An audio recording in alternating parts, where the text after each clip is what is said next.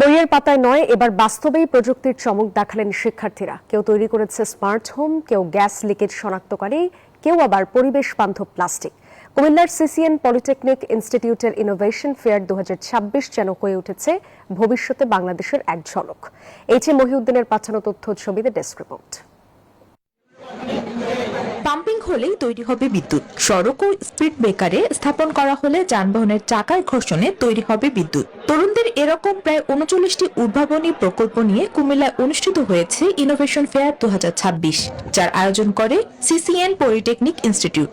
Mechanical শক্তিটা কিভাবে electric শক্তিতে রূপান্তর করা যায়, তো এই ক্ষেত্রে তারা এই ফুট স্টেপ পাওয়ার জেনারেটরটা উৎপন্ন করছে।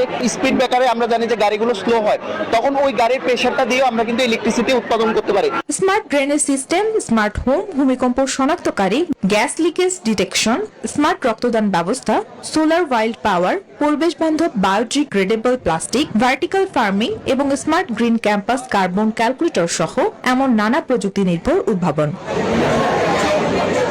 এসব উদ্ভাবন শুধু প্রদর্শনীতে নয়, বাস্তবে মানুষের কাজে আসবে এমনটাই প্রত্যাশা শিক্ষার্থীদের।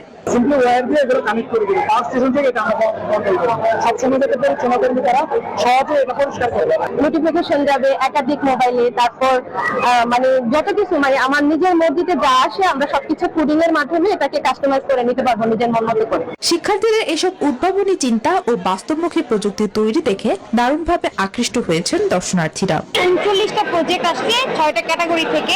এইগুলো আমাদের স্টুডেন্টরা নিজেরাই তৈরি করছে, তাদের সাথে তাদের মেন্টর হিসেবে আমাদের শিক্ষকরা ছিলেন। প্রযুক্তিতে তারা কোনোভাবেই পিছিয়ে নেই। তারা যে প্রযুক্তিগুলো এখানে উপস্থাপন করেছে সত্যি প্রশংসনীয়। আয়োজকরা বলছেন, শুধু পরীক্ষার ফল নয়, শিক্ষার্থীদের সমস্যা সমাধানের দক্ষতা, গবেষণার মানসিকতা এবং উদ্যোক্তা হওয়ার সাহস তৈরি করার জন্য এমন আয়োজন। Desk report, news 24।